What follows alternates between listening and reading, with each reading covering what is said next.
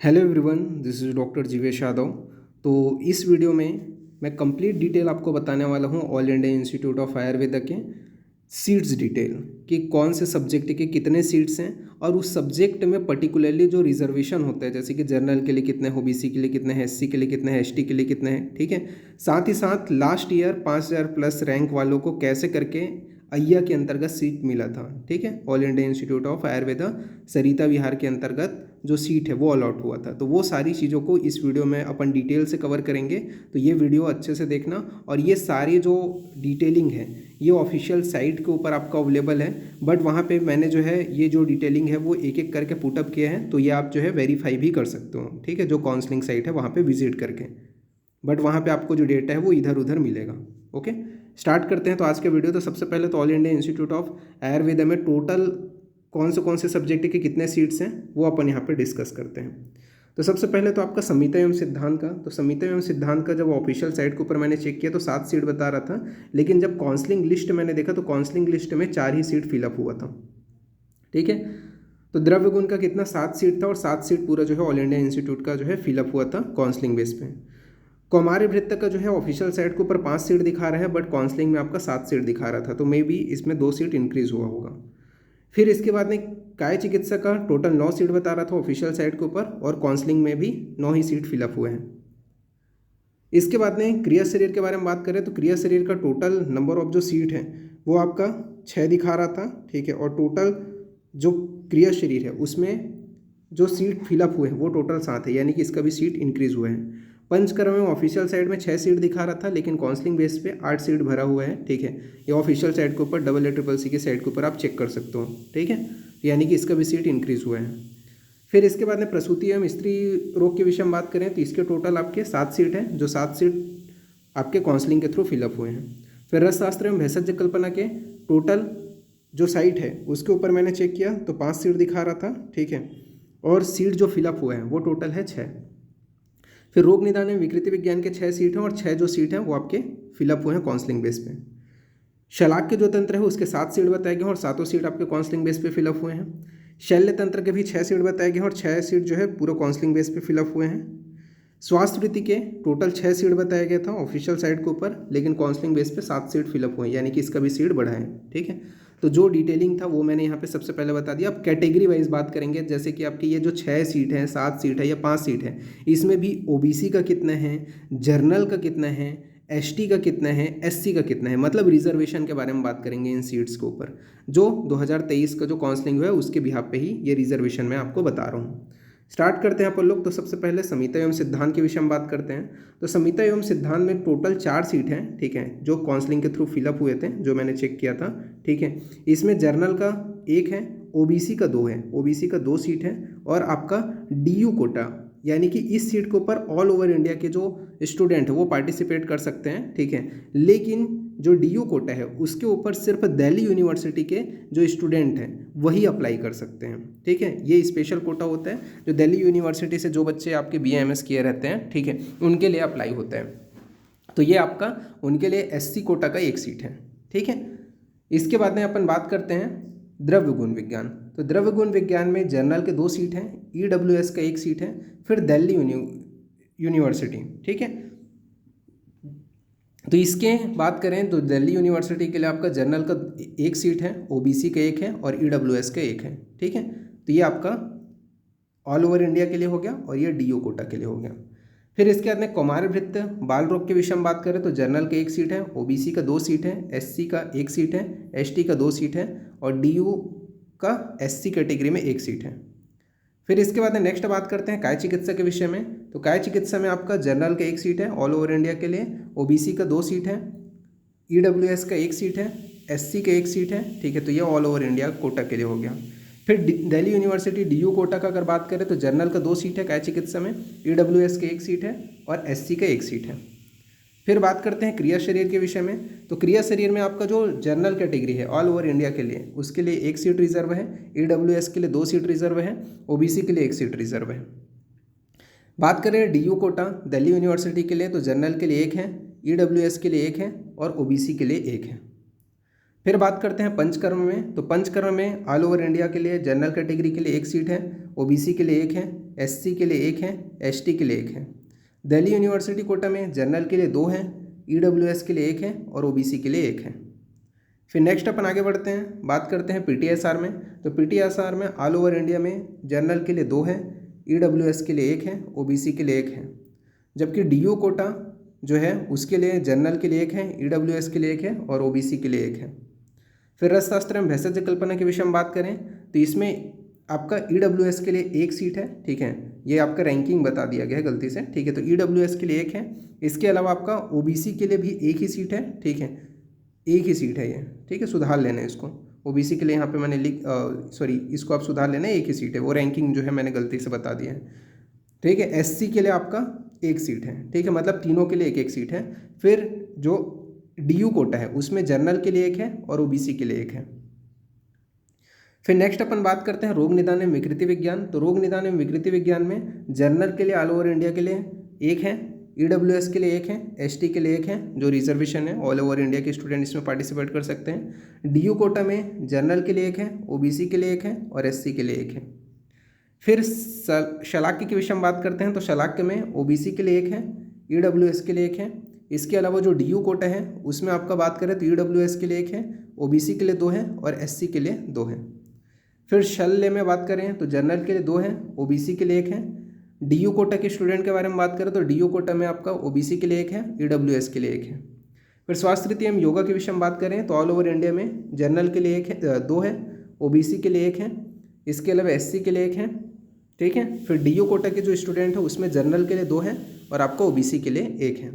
तो ये आपका सीट डिस्ट्रीब्यूशन था, ठीक है, कैटेगरी वाइज डीयू कोटा, ठीक है, और आपका ऑल ओवर इंडिया के कोटा के लिए, ठीक है। अब डीयू कोटा के विषय में और डिटेलिंग से बता दूं तो जो दिल्ली यूनिवर्सिटी से जो स्टूडेंट्स बीएएमएस कर रहे हैं, ठीक है, उनके लिए ये कोटा प्रोवाइड किया जाता है, ठीक है, और वही के स्टूडेंट्स जो हैं जिन्होंने वहाँ से किया है वही स्टूडेंट इसमें पार्टिसिपेट कर सकते हैं, मतलब इस सीट के ऊपर हकदार अपना जमा सकते हैं, ठीक है। उसके लिए जो डॉक्यूमेंट्स है वो उनको प्रेजेंट करना पड़ता है।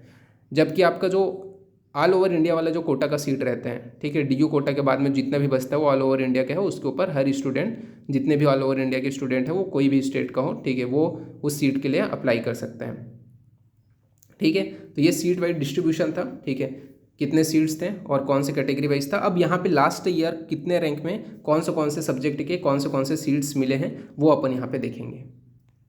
तो जैसे कि सबसे पहले अपन बात कर लेते हैं क्रिया शरीर, ठीक है। तो क्रिया शरीर में कैटेगरी वाइज जो लास्ट ईयर जो जनरल कैटेगरी का जो सीट था, एक जो सीट था उसमें अपन लोगों ने देखें तो 209 रैंक पे क्रिया शरीर अलॉट हुआ था। ईडब्ल्यूएस में 2 सीट था तो 236 और 305 रैंक है, ठीक है, उसके ऊपर जो है अलॉट हुआ था। ओबीसी में आपका 780 रैंक पे मेनली जो है अलॉट हुआ था, ठीक है। फिर डीयू कोटा के जो स्टूडेंट थे उनमें आप देख सकते हो कि 6742 रैंक पे क्रिया शरीर का ब्रांच अलॉट हुआ था। ईडब्ल्यूएस वाले को 5700 रैंक पे अलॉट हुआ था और ओबीसी के लिए 6833 रैंक पे क्रिया शरीर का ब्रांच अलॉट हुआ था, ठीक है। तो ये जो है इनको डीयू कोटा का फ़ायदा मिला था, इसी वजह से आपको रैंकिंग लिस्ट में दिखाई देता है, ठीक है, कि इतना हाईएस्ट रैंक के बाद में भी उनको सीट अलॉट हो जाता है, ठीक है। तो डीयू कोटा का रिजर्वेशन है इसी वजह से। फिर नेक्स्ट अपन आगे बढ़ते हैं, बात करते हैं पंचकर्म, ठीक है। तो पंचकर्म में ऑल ओवर इंडिया में जो जनरल कैटेगरी है, जिन्होंने पंचकर्म का जनरल कैटेगरी का सीट लिया था उनका जो रैंकिंग था वो 60 था, ठीक है, 60 जो रैंकिंग वाले हैं उन्होंने लिया था। ओबीसी में 98 रैंक वाले ने लिया था, एससी में 204 रैंक वाले ने लिया था और एसटी में आपका 409 रैंक वाले ने लिया था, ठीक है। ये एआरआई रैंक है जिसके ऊपर अलॉट हुआ था पंचकर्म का ब्रांच। जबकि डीयू में बात करें तो जनरल कैटेगरी वाले जो थे उनको 1601 रैंक पे पंचकर्म अलॉट हो गया था और 2157 रैंक पे, ठीक है। तो ये इनको रिजर्वेशन का फ़ायदा मिला था दिल्ली यूनिवर्सिटी कोटा का। ईडब्ल्यूएस वाले को 315 रैंक पे पंचकर्मा का ब्रांच अलॉट हुआ था और ओबीसी को 3015 रैंक और ओबीसी को 3007 रैंक पे अलॉट हुआ था पंचकर्म का, ठीक है। तो इसी वजह से आपका हाईएस्ट रैंक में आसानी से ब्रांच अलॉट हो जाते हैं, ठीक है। तो वो क्यों है, फ़ायदा मिलता है कैटेगरी का, ठीक है, कैटेगरी का नहीं बोल सकते, डीयू कोटा का, ठीक है। फिर उसके बाद बात करते हैं पीटीएसआर। तो पीटीएसआर में बात करें तो जो जनरल कैटेगरी है उसमें जिनका एआरआई 2nd और 5th आया था उन्होंने क्या है पीटीएसआर उठाया था अय्या से, ठीक है। इसके अलावा ईडब्ल्यूएस जिनका 8 रैंक था उनको अलॉट हुआ था अय्या से पीटीएसआर और ओबीसी का जिनका 24 रैंक था उनको अलॉट हुआ था पीटीएसआर। जनरल कैटेगरी जो DU कोटा है उसमें जनरल कैटेगरी में जिनका ARI 1273 आया था उनको अलॉट हुआ था PTSR। EWS में 1793 जिनका रैंक आया था, ठीक है, ARI, उनको अलॉट हुआ था PTSR। और OBC में 1932 रैंक जिनका आया था, ठीक है, DU कोटा के स्टूडेंट थे, ठीक है, इनको अलॉट हुआ था PTSR, ठीक है। तो ये आपका PTSR का हो गया। फिर बात करते हैं रसशास्त्र एवं भेषज कल्पना। रसशास्त्र में भेषज कल्पना के विषय में बात करें तो EWS कैटेगरी, ठीक है, ऑल ओवर इंडिया में जिनका 90 रैंक आया था ARI, उनको अलॉट हुआ था रसशास्त्र में भेषज कल्पना। OBC कैटेगरी में 315 रैंक वाले को अलॉट हुआ था रसशास्त्र में भेषज कल्पना। SC कैटेगरी में 67 रैंक वाले को अलॉट हुआ था रसशास्त्र में भेषज कल्पना। जबकि DU कोटा में जो जर्नल वाले थे, ठीक है, उनको 3124 रैंक पे अलॉट हो गया था, ठीक है, DU कोटा का फायदा मिला। और OBC में 4700 रैंक पे रसशास्त्र में भेषज कल्पना अलॉट हो गया था, ठीक है, DU कोटा के स्टूडेंट को। फिर इसके बाद नेक्स्ट अपन आगे बढ़ते हैं रोग निदान। तो रोग निदान में आपका जो जनरल कैटेगरी है, ठीक है, जो ऑल ओवर इंडिया में जो रोग निदान है वो 124 वाला जो जिनका जनरल रैंक था उनको अलॉट हुआ था IM में रोग निदान। EWS में 347 जिनका रैंक था उनको अलॉट हुआ था रोग निदान की ब्रांच IM में। ST कैटेगरी में 2811 जिनका ARI रैंक था उनको अलॉट हुआ था रोग निदान का ब्रांच, ठीक है। फिर DU कोटा में बात करें तो जनरल में जिनका 2223 रैंक था उनको अलॉट हुआ था। OBC में 3011 है, ये 3611 है ये, ठीक है, 3611 जिनका रैंक था उनको अलॉट हुआ था रोग निदान। और SC कैटेगरी में 5979 रैंक पे अलॉट हुआ था रोग निदान। मतलब ये DU कोटा का इनको फायदा हुआ था, ठीक है, जो बच्चे DU कोटा से पढ़े थे, ठीक है। नेक्स्ट अपन आगे बढ़ते हैं रोग निदान के बाद में शलाक्य। तो शलाक्य में EWS में जिनका रैंक 274 था ARI उनको अलॉट हुआ था शलाक्य। OBC में जिनका 68 रैंक था उनको अलॉट हुआ था शलाक्य। फिर DU कोटा कहा जाता है तो OBC में जिनका 5257 रैंक था और 4500 रैंक था इनको अलॉट हुआ था शलाक्य, ठीक है, तो इनको कैटेगरी का फायदा मिला था। OBC में आपका 361 रैंक पे अलॉट हुआ था शलाक्य, ठीक है। SC में आपका 6991 और 4330 रैंक पे अलॉट हुआ था शलाक्य, ठीक है, तो ये आपका कैटेगरी का फायदा मिला था DU कोटा का स्पेशली। और EWS में 4847 रैंक पे अलॉट हुआ था शलाक्य, ठीक है, तो ये आपके DU कोटा के जो स्टूडेंट थे उनका है, ठीक है, उनको रिजर्वेशन का फायदा मिला है क्योंकि रिजर्वेशन ऑलरेडी मैंने पहले बता दिया था तो उसका इनको फायदा मिल रहा है, इसी वजह से हाईएस्ट रैंकिंग में भी अलॉट हो जाते हैं। फिर शल्य तंत्र में बात करें तो जिनका ARI 9th रैंक था और 20th रैंक था, ठीक है, उनको मिला था शल्य, ठीक है, जनरल कैटेगरी वाले। इसके अलावा IM में फिर OBC में जिनका 25th रैंक था उनको अलॉट हुआ था शल्य। फिर DU कोटा में जिनका OBC में 1299 रैंक था और EWS में 1874 रैंक था उनको अलॉट हुआ था शल्य, ठीक है, तो ये कैटेगरी DU कोटा के स्टूडेंट के लिए गया था, ठीक है, कट ऑफ। फिर स्वास्थ्य के विषय में बात करें तो जिनका जनरल रैंक 125 और 176 आया था उनको अलॉट हुआ था स्वास्थ्य। OBC में जिनका 297 रैंक आया था उनको अलॉट हुआ था स्वास्थ्य। SC में जिनका 760 आया था उनको अलॉट हुआ था स्वास्थ्य, ठीक है, तो ये ऑल ओवर इंडिया के स्टूडेंट के लिए था।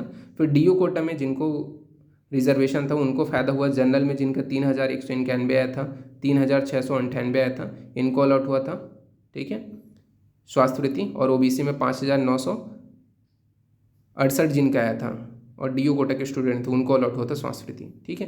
तो ये कैटेगरी वाइज मैंने पूरा डिस्ट्रीब्यूशन लास्ट ईयर का पूरा बता दिया, ठीक है, जो ऑफिशियल डाटा ऑलरेडी अवेलेबल है AACCC के साइट के ऊपर, ठीक है, जिसको मैंने समरी करके प्रॉपर खोज करके एक एक चीज़ों को वेरीफाई करके आप लोग को बता दिया। और जिनको भी डाउट हो रहा है उन लोग जा करके वापस उस साइट के ऊपर चेक कर सकते हो आप लोग, ठीक है, AACCC का जो साइट है उसके ऊपर, जिसके ऊपर काउंसलिंग होता है, वहाँ पे ये डाटा आपको मिल जाएंगे, ठीक है, जो मैंने आपको बताया है, ठीक है। ओके, तो फिर आज के लिए इतना ही।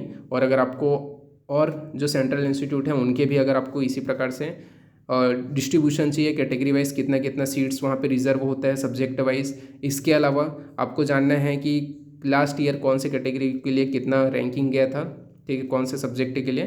तो वो सारी चीज़ों को अगर जानना चाहते हो तो आप कमेंट करके मुझे बता सकते हो, उसके ऊपर भी मैं वीडियो बना दूंगा, ठीक है। और स्पेशली आपको कौन से इंस्टीट्यूट का चाहिए, कौन से नेक्स्ट सेंट्रल इंस्टीट्यूट का आपको चाहिए, या कैटेगरी वाइज डिस्ट्रीब्यूशन, वो भी आप जरूर जो है कमेंट में बता देना, ठीक है। बाकी कुछ भी अगर क्वेश्चन पूछना हो तो मैंने ऑलरेडी अपना इंस्टाग्राम पेज का लिंक जो है वो डिस्क्रिप्शन में दे दिया है, वहाँ पर आप जो है मेरे को मैसेज करके अपने क्वेश्चंस पूछ सकते हो। तो आज के लिए इतना ही, थैंक यू।